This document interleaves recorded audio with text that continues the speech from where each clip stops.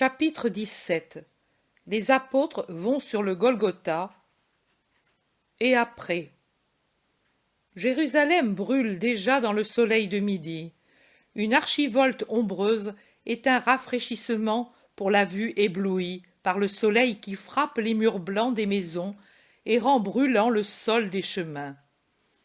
La blancheur incandescente des murs et l'obscurité des archivoltes font de Jérusalem une bizarre peinture en blanc et noir, une alternance de lumière violente et de pénombre qui, par contraste avec la lumière violente, semble des ténèbres, alternance qui tourmente comme une obsession, car elle enlève la faculté de voir, ou par excès de lumière, ou par excès d'ombre. On avance les yeux entr'ouverts, en cherchant à courir dans les zones de lumière et de chaleur, en ralentissant sous les archivoltes où il est nécessaire d'avancer lentement, car le contraste entre la lumière et les ténèbres fait que, même les yeux ouverts, on ne voit rien. C'est ainsi qu'avancent les apôtres dans une ville que l'heure de midi rend déserte. Ils suent et s'essuient le visage et le cou avec leur couvre-chef et soufflent. Mais quand ils doivent sortir de la ville, cesse pour eux le soulagement des archivoltes. La route, qui rase les murs et qui se perd vers le nord et vers le sud, comme un ruban éblouissant de poussière incandescente, donne l'impression d'un sol de fournaise. Il s'en élève une chaleur de four, une chaleur qui dessèche les poumons. Le petit torrent, qui est au-delà des murs, a un filet d'eau au milieu d'une grève de cailloux que le soleil rend blanc comme autant de crânes calcinés. Les apôtres se précipitent sur ce filet d'eau et en boivent. Ils y plongent leurs couvre-chefs, se les mettent trempés sur la tête, après s'être lavé le visage. Ils pataugent dans ce filet d'eau, les pieds nus. Mais oui, c'est un bien piètre rafraîchissement. L'eau est chaude, comme si on l'avait versée d'un chaudron suspendu au-dessus d'une flamme, et eux le disent. Elle est chaude et peu abondante. Elle a goût de boue et de borite. Quand il y en a si peu, elle garde le goût des lessives faites à l'aube. Ils entreprennent la montée du Golgotha brûlé sur lequel le soleil brûlant a séché le peu d'herbe qui paraissait un duvet rare sur la montagne jaunâtre, une quinzaine de jours auparavant. Maintenant, les seules rigides et rares touffes de plantes épineuses, tout en piquant et sans feuilles, dressent çà et là les tiges de squelettes déterrés, d'un vert jauni par la poussière du mont, vraiment semblables à des ossements que l'on vient de sortir de terre. Oui, on dirait réellement des bouquets d'ossements calcinés plantés dans le sol. Il y en a un qui, après une tige droite de 2 palmes, présente un coude imprévu qui se termine en 5 doigts après une sorte de palette. On dirait vraiment une main squelettique qui se tend pour saisir le passant et le retenir dans ce lieu de cauchemar. « Voulez-vous faire le chemin long ou le court ?» demande Jean, qui est le seul qui ait déjà gravi cette montagne. « Le plus court, le plus court. Faisons vite. Ici on meurt de chaleur, disent-ils tous, sauf le zélote et Jacques d'Alphée. Allons. Les pierres du chemin pavé sont brûlantes comme des plaques tirées du feu. Mais on ne peut avancer ici, on ne peut, disent-ils après quelques mètres. Et pourtant, le Seigneur est monté jusqu'à l'endroit où se trouvent ces ronces, et il était déjà blessé, et avait la croix sur lui, fait observer Jean, qui pleure depuis qu'il est sur le calvaire. Ils poursuivent, mais bientôt ils se jettent à terre, épuisés, haletants. Les couvre-chefs, trempés dans le ruisseau, sont déjà séchés par le soleil. Par contre, les vêtements sont tachetés par la sueur. Barthélemy souffle. Oh, trop rapide et trop brûlante. Oui, trop, confirme Mathieu, qui est congestionné. Jean dit. Pour le soleil, c'est tout pareil, mais pour monter, prenons cette route. Elle est plus longue, mais moins fatigante. Longin lui-même l'a pris pour pouvoir faire que le Seigneur la monte. Voyez-vous ici où se trouve cette pierre un peu sombre, c'est là qu'est tombé le Seigneur, et nous le croyions mort, nous qui regardions d'ici, au nord. Là, vous voyez, où est ce creux, avant que la côte s'élève rapidement. Il ne bougeait plus. Oh, le cri de la mer!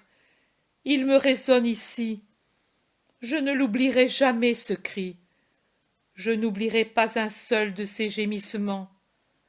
Ah, il y a des choses qui vous vieillissent en une heure et donnent la mesure de la douleur du monde. Allons, venez. Moins que vous s'est arrêté notre Seigneur martyr, incite-t-il. Ils se lèvent abasourdis et le suivent jusqu'à l'intersection du chemin pavé et du sentier à lacets, et ils tournent par celui-ci. Oui, c'est moins raide, mais quant au soleil, et la chaleur y est encore plus forte, étant donné que la côte que côtoie ce sentier réverbère ses feux sur les voyageurs déjà brûlés par le soleil. Mais pourquoi nous faire monter ici à cette heure? Ne pouvait-il pas nous faire venir à l'aube, au point du jour, pour voir où nous posions les pieds? D'autant plus que nous étions hors les murs et que nous pouvions venir sans attendre l'ouverture des portes. Ils se lamentent et grommellent entre eux. Homme, encore et toujours homme, maintenant, après la tragédie du Vendredi saint, qui est la tragédie de leur humanité orgueilleuse et lâche, plus encore que la tragédie du Christ, toujours héros et victorieux, même en mourant. Homme comme auparavant, quand il s'enivrait des cris, des hosannas de la foule, et jubilait en pensant aux fêtes et aux banquets somptueux dans la maison de Lazare. Sourd, aveugle, fermé à tous les signes et avertissements de la tempête prochaine. Jacques d'Alphée et le zélote pleurent en silence.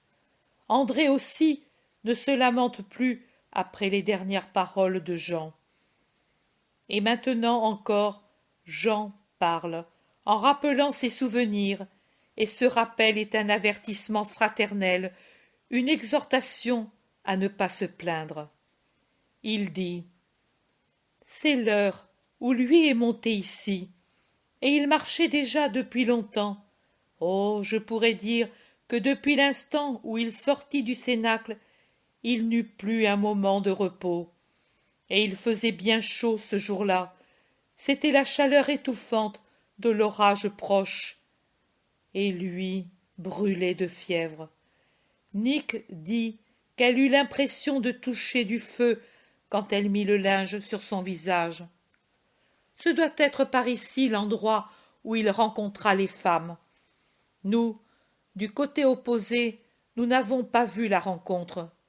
Mais d'après ce que dirent Nick et les autres... Allons, avançons. Pensez que les Romaines, habituées à la litière, ont parcouru à pied ce chemin en restant au soleil dès le matin, dès l'heure de tierce, quand il fut condamné. Oh, elles précédèrent tout le monde, elles, les païennes, envoyant des esclaves pour avertir les autres qui s'étaient absentés pour quelque motif. Ils avancent. Un martyre de feu ce chemin. Il chancelle. Même Pierre dit « Si lui n'opère pas un miracle, nous tomberons par un coup de soleil. » Matthieu confirme « Oui, le cœur m'éclate dans la gorge. » Barthélemy ne parle plus. Il paraît ivre. Jean le prend par le coude et le soutient comme il le faisait avec la mère le vendredi sanglant. Il le réconforte. D'ici peu il y a un peu d'ombre là où je conduisis la mère. Nous nous reposerons là. Ils vont de plus en plus lentement. Les voilà contre le rocher où était Marie, et Jean le dit. En effet, il y a un peu d'ombre, mais l'air est immobile et brûlant.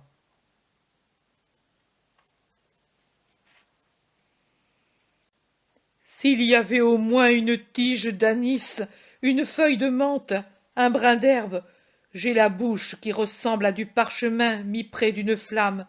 Mais rien, rien, gémit Thomas, qui a les veines gonflées au cou et au front. Je donnerai ce qui me reste de vie pour avoir une goutte d'eau, dit Jacques de Zébédée. Jude Thaddée éclate en sanglots et dit « Mon pauvre frère, combien tu as souffert !» Il a dit, vous le rappelez-vous, qu'il mourait de soif. Oh, maintenant je comprends. Je n'avais pas compris la portée de ces paroles. Il mourait de soif, et il n'y eut personne pour lui donner une gorgée d'eau pendant qu'il pouvait boire encore. Et il avait la fièvre, lui, en plus du soleil. André dit. Jeanne lui avait apporté de quoi se désaltérer. Jean répond. Il ne pouvait plus boire désormais, il ne pouvait plus parler.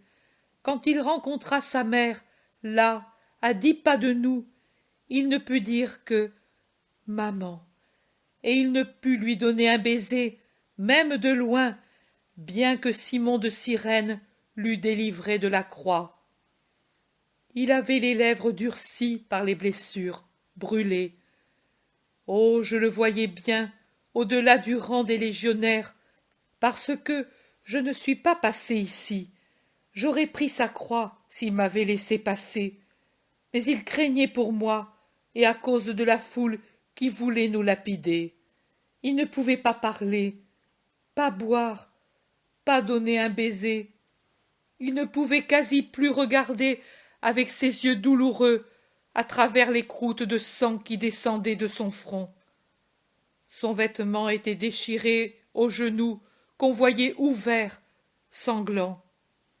Il avait les mains enflées et blessées. Il avait une blessure au menton et à une joue. La croix avait formé une plaie à son épaule, déjà couverte par les coups de fouet. Sa ceinture était blessée par les cordes. Ses cheveux étaient couverts du sang qui coulait des épines. Il avait « Tais-toi, tais-toi, on ne peut t'entendre, tais-toi, je t'en prie et te le commande !» crie Pierre qui semble à la torture. Jean dit « On ne peut m'entendre. Vous ne pouvez m'entendre. Mais moi, j'ai dû le voir et entendre ses spasmes. Et la mère alors ?» Il baisse la tête en sanglotant et recommence à marcher, à marcher. Ce n'est plus sur eux qu'il se lamente, mais tous pleurent désormais sur les douleurs du Christ. Les voici au sommet, à la première petite place, une plaque de feu. La réverbération est telle que la terre semble trembler par suite de ce phénomène que produit le soleil sur les sables enflammés des déserts. Venez, montons de ce côté, c'est ici que nous fit passer le centurion. Moi aussi, ils m'ont cru fils de Marie. Les femmes étaient là, et ici les bergers, et ici les Juifs. Jean indique les endroits et termine. Mais la foule était en bas, elle couvrait la pente jusqu'à la vallée, jusqu'à la route.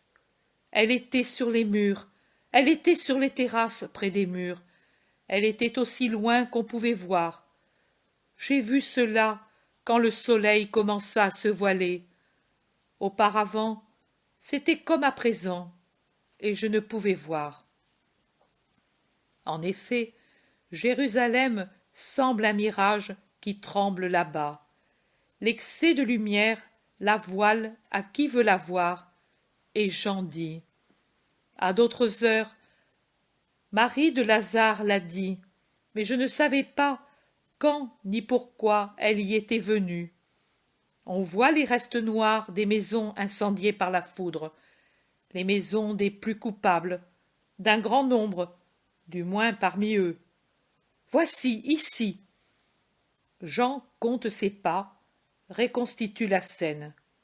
Ici était Longin, et ici Marie et moi. Ici était la croix du larron repenti, et là l'autre. Et ici les vêtements furent tirés au sort. C'est là que la mère tomba quand il fut mort. Et c'est d'ici que je le vis frapper au cœur.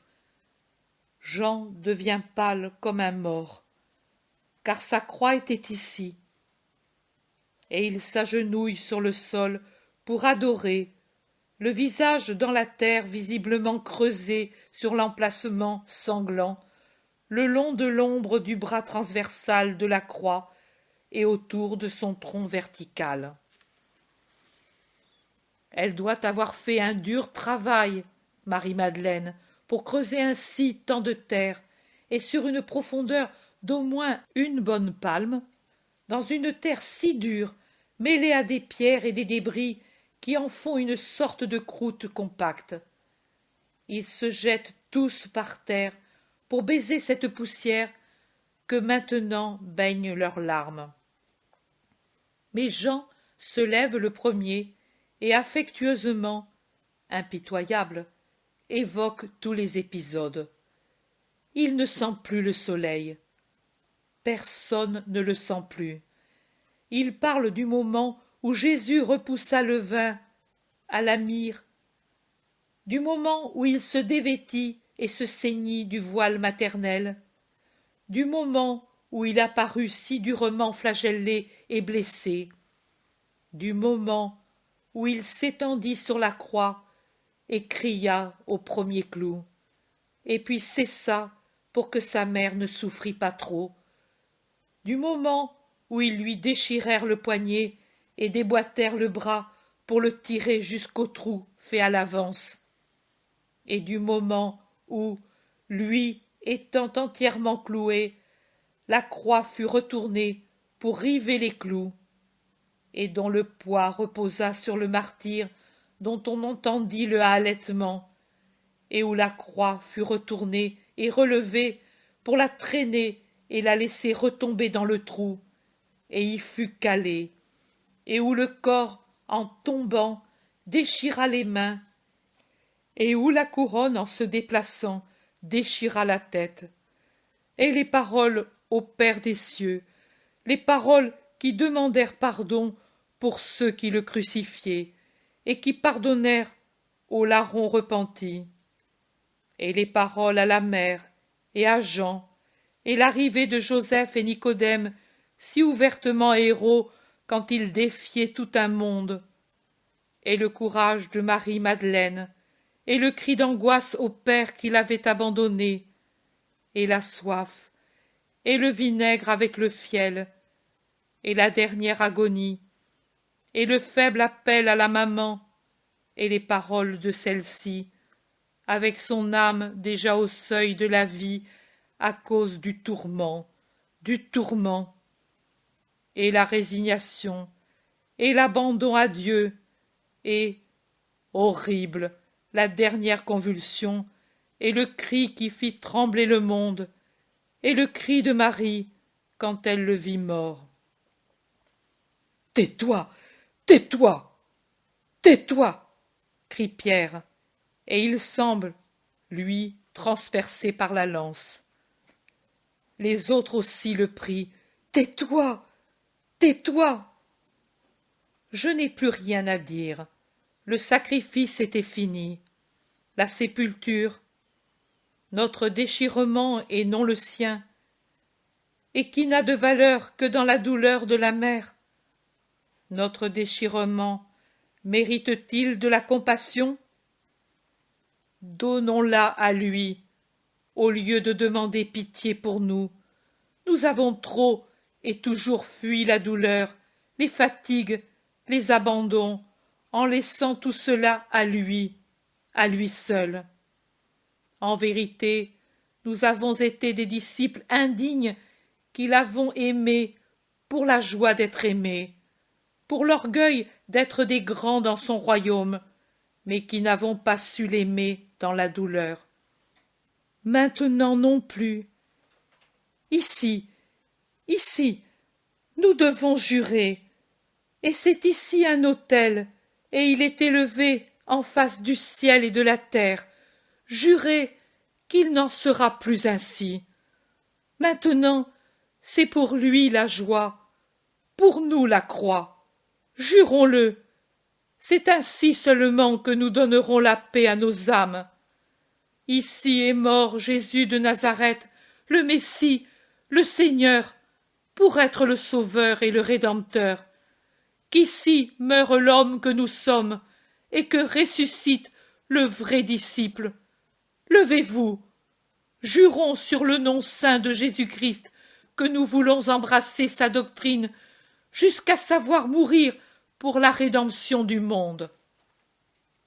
Jean semble être un séraphin. Ses gestes ont fait tomber son couvre-chef et sa tête blonde brille au soleil. Il est monté sur des débris jetés de côté, peut-être les étaient des croix des larrons, et il a pris involontairement l'attitude à bras ouverts qu'a souvent Jésus quand il enseigne, et particulièrement l'attitude qu'il avait sur la croix. Les autres le regardent, si beau, si enflammé, si jeune, le plus jeune de tous, et si mûr spirituellement. Le calvaire l'a fait arriver à l'âge parfait. Il le regarde et crie « Nous le jurons !» Alors, prions pour que le Père fortifie notre serment. Notre Père, qui es aux cieux. Le chœur des 11 voix prend de l'assurance de plus en plus à mesure qu'il continue. Pierre se frappe la poitrine quand il dit « Remets-nous nos dettes !» Et tous s'agenouillent quand ils disent la dernière supplication « Délivre-nous du mal !» Ils restent ainsi penchés jusqu'au sol en méditant. Jésus est parmi eux. Je n'ai pas vu quand ni d'où il est apparu. On dirait que c'est du côté du mont qui est inaccessible. Il resplendit d'amour dans la grande lumière de midi, et il dit « Celui qui demeure en moi ne subira pas de dommages de la part du malin. En vérité, je vous dis que ceux qui seront unis à moi en servant le Très-Haut Créateur, dont le désir est le salut de tous les hommes, pourront chasser les démons, rendre inoffensifs les reptiles et les venins, passer au milieu des fauves et des flammes, sans subir de dommages, tant que Dieu veut qu'ils restent sur la terre pour le servir. « Quand es-tu venu, Seigneur ?» disent-ils en s'inclinant tout en restant à genoux. « C'est votre serment qui m'a appelé, et maintenant que les pieds de mes apôtres ont foulé cette terre, descendez rapidement à la ville, au cénacle. Ce soir vont partir les femmes de Galilée avec ma mère. Toi et Jean, vous irez avec elles. Nous nous retrouverons tous unis en Galilée sur le Tabor, dit-il aux zélotes et à Jean. Quand, Seigneur? Jean le saura et vous le dira. Tu nous quittes, Seigneur, tu ne nous bénis pas? Nous avons tant besoin de ta bénédiction. Je vous la donnerai ici et au cénacle. Prosternez-vous. Il les bénit, et l'éclat du soleil l'enveloppe comme dans la transfiguration, mais ici, il le cache. Jésus n'est plus là. Il lève la tête, plus rien que le soleil et la terre brûlée. Levons-nous et allons, il s'en est allé, disent-ils avec tristesse. Toujours plus courts ces séjours parmi nous. Mais aujourd'hui, il semblait plus content qu'hier soir. Tu n'as pas eu cette impression, frère? Demande le Thaddée à Jacques d'Alphée. C'est notre serment qui l'a rendu heureux. Sois béni, Jean, de nous l'avoir fait faire, dit Pierre en embrassant Jean. Thomas dit: Moi, j'espérais qu'il nous parlerait de sa passion. Pourquoi nous a-t-il fait venir ici? Pour ne rien nous dire? Nous le lui demanderons ce soir, dit André. Jacques d'Alphée dit: Oui, mais partons maintenant, la route est longue, et nous voulons rester un peu avec Marie avant qu'elle s'en aille. Le Thaddée soupire. Une autre douceur qui finit. Nous restons orphelins, comment ferons-nous? Ils se tournent vers Jean et le zélote, et ils disent avec une pointe d'envie dans la voix: Vous, au moins, vous allez avec la mère, et vous restez avec elle toujours. Jean fait un geste comme pour dire: C'est ainsi. Mais eux, qui les envient sans malice, disent tout de suite: C'est juste, pourtant, car tu as été ici avec elle, et tu as renoncé à y être par obéissance. Nous. Il commence à descendre, mais ayant mis le pied sur la seconde petite place, la plus basse, il voit une femme qui y arrive, sous le soleil, par le chemin le plus raide, et qui les dévisage sans parler, en se dirigeant avec assurance vers la petite place, la plus haute. Déjà, quelqu'un vient ici. Ce n'est pas seulement Marie qui vient. Mais que fait-elle? Elle pleure en cherchant par terre. C'est peut-être une femme qui a perdu quelque chose ce jour-là, se demande-t-il. Ce serait possible, en effet, car on ne voit pas qui c'est. Le visage de la femme est complètement voilé. Thomas élève sa robuste voix. « Femme, qu'as-tu perdu? » « Rien. Je cherche l'emplacement de la croix du Seigneur. J'ai un frère mourant, et le bon maître n'est plus sur la terre. » Elle pleure sous son voile. « Les hommes l'ont chassé. » « Il est ressuscité, femme. Il y est pour toujours. » « Je sais qu'il y est pour toujours, car il est Dieu, et Dieu ne périt pas. Mais il n'est plus parmi nous. Le monde ne l'a pas voulu, et lui s'en est allé. Le monde l'a renié, et même ses disciples l'ont abandonné, comme si c'était un larron. Et lui a abandonné le monde. Moi, je viens chercher un peu de son sang. J'ai foi que ce sang guérira mon frère, plutôt que l'imposition des mains de ses disciples, car je ne crois plus qu'il puisse faire des prodiges après avoir été infidèle. Jean lui dit: Le Seigneur était ici, femme, tout à l'heure. Il est ressuscité en âme et en corps, et il est encore parmi nous. Le parfum de sa bénédiction est encore sur nous. Regarde, c'est ici qu'il posait ses pieds il y a peu de temps. Non, je cherche une goutte de son sang. Je n'étais pas ici, et je ne connais pas l'endroit. Toute penchée, elle cherche par terre. Jean lui dit: C'était là l'endroit de sa croix. Moi, j'y étais. Tu y étais? Comme ami ou pour le crucifier? On dit qu'un seul de ses disciples préférés était sous sa croix, et quelques autres disciples fidèles avec lui près d'ici. Mais je ne voudrais pas parler avec un qui l'est crucifié. Jean dit: Je n'en suis pas, femme. Regarde, ici était la croix, et la terre est encore rouge de sang, bien qu'on ait creusé. Il y avait tant de sang qu'il a pénétré profondément. Tiens, et que ta foi ait sa récompense. Jean a creusé avec ses doigts dans le trou où était la croix et en a tiré un terreau rougeâtre que la femme ramasse dans un petit linge. Elle remercie et s'en va rapidement avec son trésor. Tu as bien fait de ne pas révéler qui nous sommes. Pourquoi n'as-tu pas dit qui tu étais? Disent les apôtres. Comme toujours, les pensées humaines s'opposent. Jean les regarde et ne parle pas. Il descend le premier par la rapide route pavée.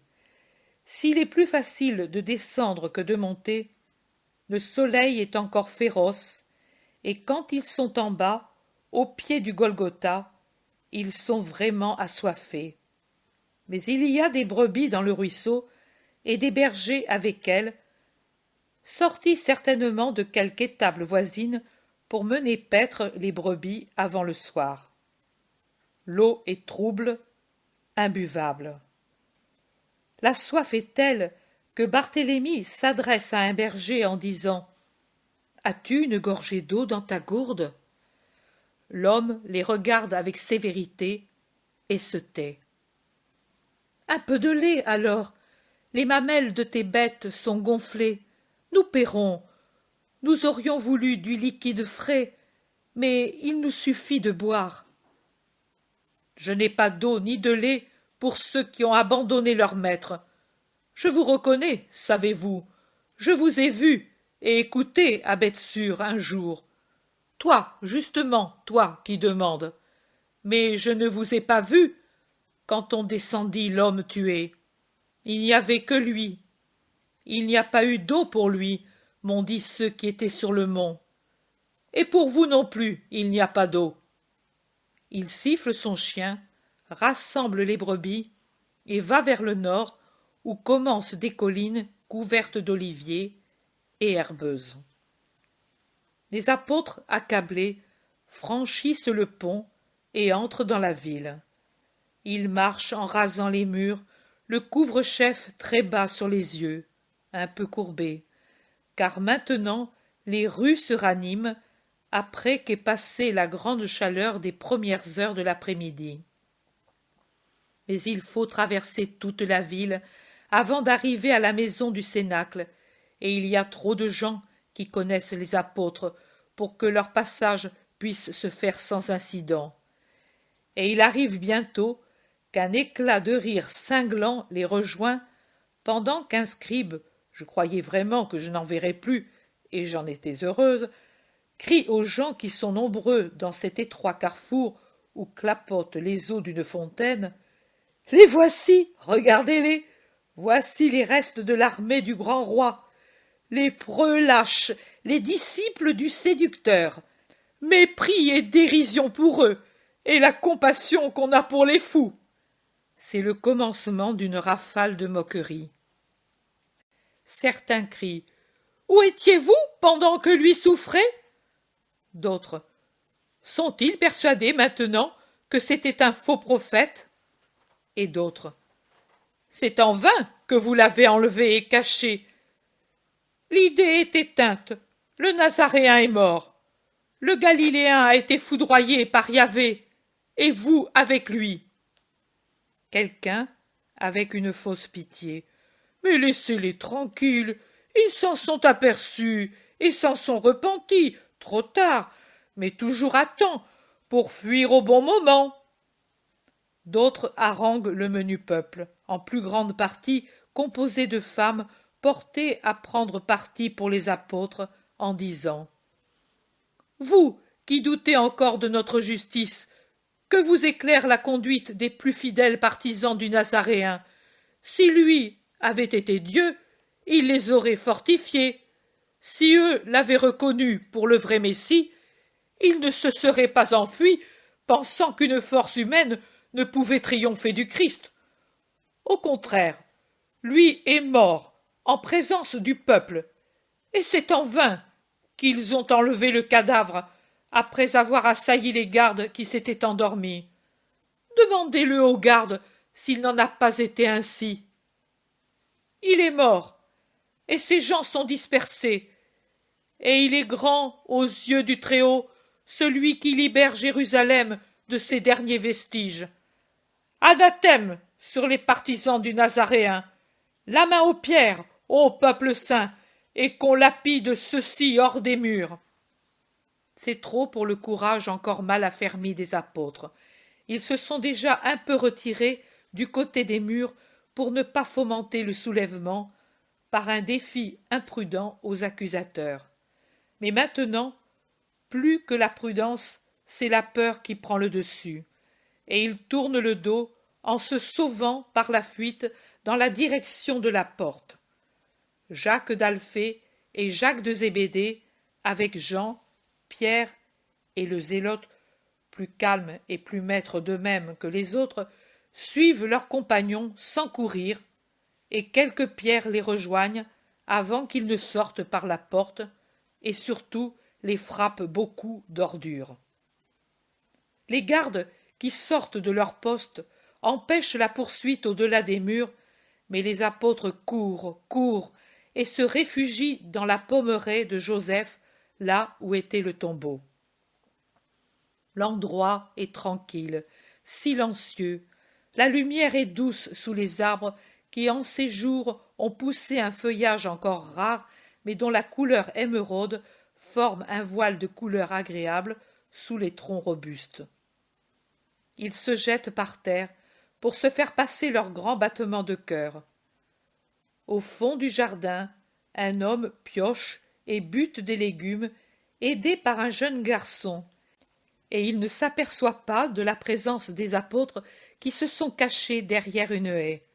Ce n'est qu'après avoir scruté le ciel et dit à haute voix « Viens, Joseph, et amène l'âne pour l'atteler à la charrette », qu'il se dirige vers eux, là où se trouve un puits rustique, caché par des touffes de ronces qui lui donnent de l'ombre. « Que faites-vous ? Qui êtes-vous ?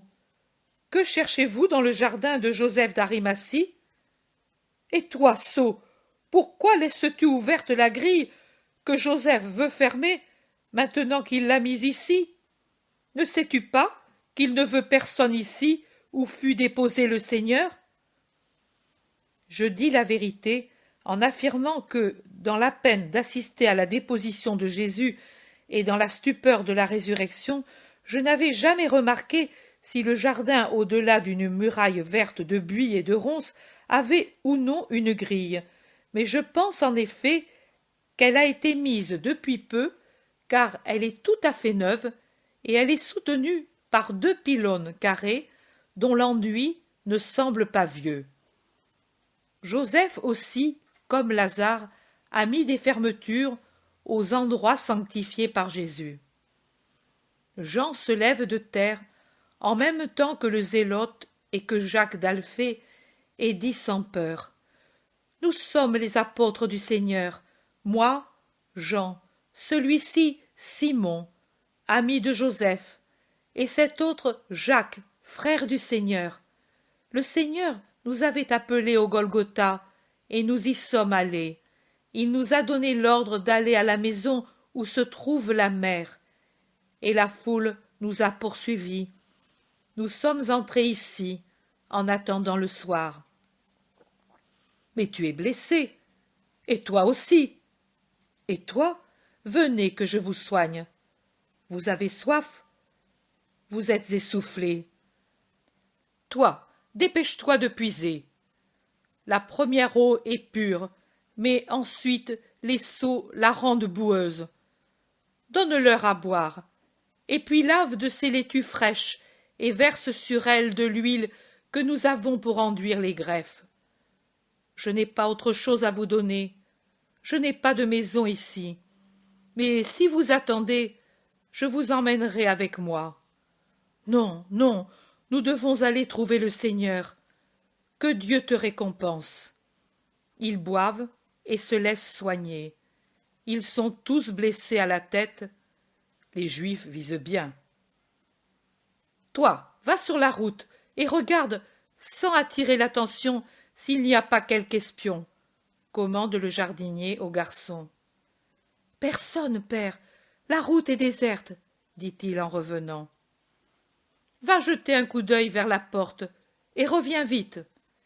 Il cueille des tiges d'anis et les offre, en s'excusant de n'avoir que des légumes, de la salade et quelque anis, car les pommiers viennent de perdre leurs fleurs. Le garçon revient. Personne, père. Au-delà de la porte, la route est déserte. Allons, alors, attelle l'âne à la charrette, et jette dessus les herbes qu'on a coupées. Nous aurons l'air d'hommes qui reviennent des champs. Venez avec moi. La route sera plus longue, mais cela vaut mieux que de se faire lapider. Nous devrons toujours entrer dans la ville, oui, mais nous entrerons d'un autre côté par des ruelles sombres. Venez sans crainte. Il ferme avec une grande clé le robuste portail, il fait monter les plus âgés sur le char, donne aux autres des pioches et des râteaux, charge Thomas d'un fagot de branches coupées et Jean d'une botte d'herbe, et s'en va tranquillement, en longeant les murs, vers le sud. Mais ta maison, ici c'est désert. La maison est de l'autre côté, et elle ne va pas s'en aller. La femme attendra. Je sers d'abord les serviteurs du Seigneur. Il les regarde. Et tout le monde se trompe. J'ai eu peur, moi aussi. Et nous sommes tous haïs à cause de son nom, même Joseph. Mais qu'est-ce que cela fait? Dieu est avec nous. Les gens, ils haïssent et ils aiment. Ils aiment et ils haïssent. Et puis, ce qu'ils font aujourd'hui, ils l'oublient demain. Bien sûr, s'il n'y avait pas les hyènes, mais ce sont elles qui excitent les gens. Ils sont furieux parce qu'il est ressuscité. Oh, s'il se faisait voir sur un pinacle du temple pour donner au peuple la certitude de sa résurrection. Pourquoi ne le fait-il pas? Moi, je crois, mais tous ne savent pas croire. Et eux donnent une forte somme à ceux qui disent au peuple que vous l'avez enlevé, déjà décomposé, et que vous l'avez enseveli ou brûlé dans une grotte de Josaphat. Ils sont maintenant au côté sud de la ville, dans la vallée d'Hinnom. Voilà, ici c'est la porte de Sion. Savez-vous aller de là à la maison? C'est à un pas. Nous le savons. Que Dieu soit avec toi pour ta bonté. Pour moi, vous êtes toujours les saints du Maître. Vous êtes des hommes, et je suis un homme. Lui seul est plus qu'un homme, et peut ne pas trembler. Je sais comprendre et compatir, et je dis que vous, faible aujourd'hui, vous serez fort demain. La paix à vous. Il les débarrasse des herbes et des outils agricoles et revient en arrière pendant qu'eux, rapides comme des lièvres, s'esquivent par des ruelles périphériques vers la maison du Cénacle. Mais les adversités de ce jour ne sont pas encore finies. Un groupe de légionnaires qui se dirigent vers la taverne voisine les croise, et l'un d'eux les observe et les montre aux autres. Et tous se mettent à rire. Et quand ces pauvres disciples maltraités sont obligés à passer devant eux, un des soldats adossés à la porte les apostrophe. Le calvaire ne vous a pas lapidé, et les hommes vous ont frappé? Par Jupiter, je vous croyais plus courageux, et que vous ne craignez rien, puisque vous avez eu le courage de monter là-haut. Les pierres du mont ne vous ont-elles pas reproché d'être lâches? Et vous avez eu tant de courage pour y monter. J'ai toujours vu les coupables fuir les endroits qui leur rappellent leurs fautes. La Némésis les poursuit. Mais peut-être vous a-t-elle traîné là-haut pour vous faire trembler d'horreur, aujourd'hui, puisque, alors, vous n'avez pas tremblé de pitié. Une femme, peut-être la maîtresse de la taverne, vient à la porte et elle rit. Elle a une figure de ribaude qui fait peur, et elle crie à haute voix. « Femmes hébraïques, regardez ce que produisent vos ventres, des lâches parjures qui sortent de leur tanière quand le danger est fini. Le ventre romain ne conçoit que des héros. Venez, vous, boire à la grandeur de Rome. Vin de choix et belle fille. Suivie des soldats, elle s'éloigne dans son antre obscur. Une femme hébraïque regarde. Quelques femmes sont avec les amphores sur la route, où on entend déjà le murmure de la fontaine, près de la maison du cénacle. Et elle a compassion. C'est une femme âgée. Elle dit à ses compagnes: « Ils se sont trompés, mais tout un peuple s'est trompé. » Elle va trouver les apôtres et les salue. « Paix à vous. Nous n'oublions pas. Dites-nous seulement, le Maître est-il vraiment ressuscité? » Il est ressuscité, nous le jurons. Et alors, ne craignez pas, lui est Dieu, et Dieu vaincra. Paix à vous, frères, et dites au Seigneur qu'il pardonne à ce peuple. Et vous, priez pour que le peuple nous pardonne et oublie le scandale que nous avons donné. Femmes, à vous, moi, Simon-Pierre, je demande pardon. Pierre pleure. Nous sommes mère et sœur, et épouse, homme, et ton péché est celui de nos fils, frères et époux. Que pour tous le Seigneur use de pitié. Ces femmes pieuses les ont accompagnés à la maison et frappent elles-mêmes à la porte verrouillée. Et Jésus ouvre la porte, remplissant l'entrée obscure de sa personne glorifiée. Il leur dit: « Paix à vous pour votre pitié. » Les femmes sont pétrifiées par la stupeur. Elles restent ainsi jusqu'à ce que la porte se referme sur les apôtres et sur le Seigneur. Alors, elles reviennent à elle. « Tu l'as vu? C'était lui, beau, plus qu'avant, et vivant. Ce n'est pas un fantôme, c'est un homme véritable. Sa voix, son sourire, il remuait ses mains. Tu as vu comme elles étaient rouges, ses blessures? Non, je regardais sa poitrine qui respirait vraiment comme pour un vivant. Oh, qu'ils ne viennent pas nous dire que ce n'est pas vrai. Allons, allons le dire dans les maisons. Non, frappons ici pour le voir encore. Que dis-tu donc? C'est le Fils de Dieu ressuscité. C'est déjà bien qu'il se soit montré à nous, pauvres femmes. Il est avec sa mère, et les femmes disciples, et les apôtres. Non, oui. Celles qui sont prudentes l'emportent, le groupe s'éloigne. Jésus, pendant ce temps, est entré au cénacle avec les apôtres. Il les observe, leur sourit. Eux ont enlevé leur couvre-chef, mis comme des bandes, avant d'entrer dans la maison, et les ont remis comme l'usage l'impose. Les blessures, donc, ne se voient pas. Il s'assoit, las et silencieux, plutôt affligé que lassé.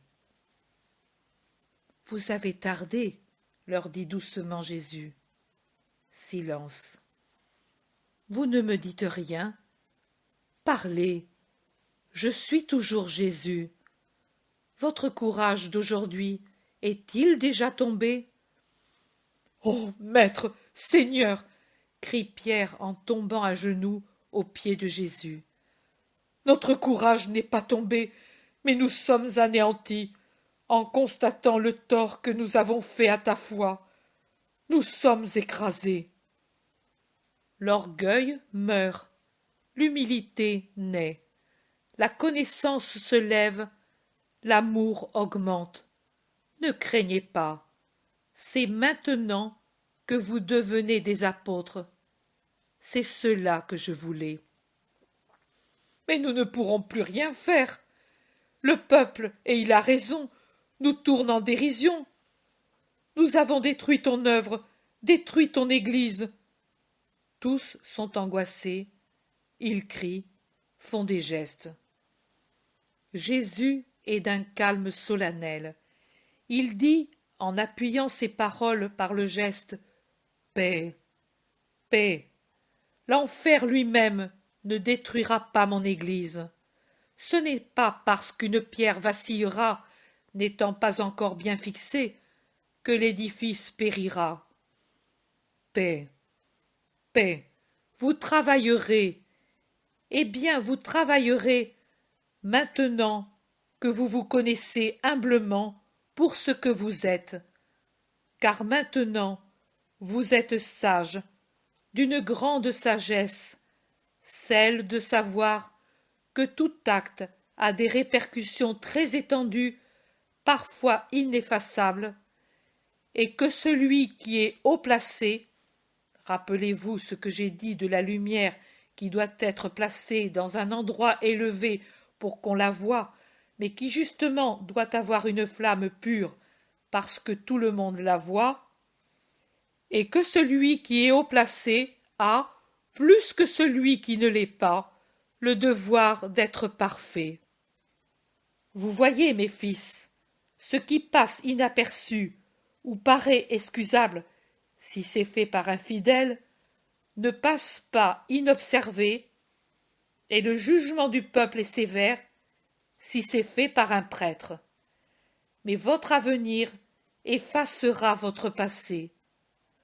Je ne vous ai pas parlé au Golgotha, mais j'ai laissé parler le monde. Je vous réconforte. Allons, ne pleurez pas. Restaurez-vous maintenant, et laissez-moi vous guérir. Ainsi. Il effleure légèrement les têtes blessées, puis il dit « Pourtant, il est bien que vous vous éloigniez d'ici. C'est pour cela que j'ai dit « Allez au Tabor pour prier. Vous pourrez rester dans les villages voisins et monter à chaque aurore pour m'attendre. » Le Thaddée dit à voix basse « Seigneur, le monde ne croit pas que tu es ressuscité. » Je persuaderai le monde, je vous aiderai à vaincre le monde. Vous, soyez-moi fidèles. Je ne demande pas davantage. Et bénissez ceux qui vous humilient, car ils vous sanctifient. Il coupe le pain, l'offre et le distribue. Voici mon viatique pour vous qui partez. J'ai déjà préparé ici la nourriture pour mes pèlerins. Faites aussi cela dans l'avenir pour ceux qui partiront. Soyez paternels pour tous les fidèles. Tout ce que je fais ou vous fais faire, faites-le vous aussi. Et aussi le voyage au calvaire en méditant et en faisant méditer sur la voie douloureuse. Faites-le dans l'avenir. Contemplez, contemplez ma douleur, car c'est par elle, non par la gloire présente, que je vous ai sauvé. À côté se trouve Lazare avec ses sœurs. Ils sont venus pour saluer la mère. Allez-y, vous aussi, car ma mère part d'ici peu par le char de Lazare. Paix à vous. Il se lève et sort rapidement. André crie « Seigneur, Seigneur !»« Que veux-tu, frère ?» lui demande Pierre. André répond « Je voulais lui demander tant de choses, lui parler de ceux qui demandent des guérisons. Je ne sais, quand il est parmi nous, nous ne savons plus rien dire. » Et il s'en va en courant pour chercher le Seigneur. C'est vrai, c'est comme si nous avions perdu la mémoire, conviennent tous. Jacques d'Alphée s'écrie « Et pourtant, il est tellement bon avec nous, il nous a appelés fils avec une telle douceur qu'elle m'a ouvert le cœur. Mais il est tellement Dieu maintenant, je tremble quand il est près de moi, comme si j'étais près du Saint des Saints, dit le Thaddée. André revient. Il n'est plus là. L'espace, le temps et les murs lui sont assujettis. Il est Dieu, disent-ils tous, en restant pleins de vénération.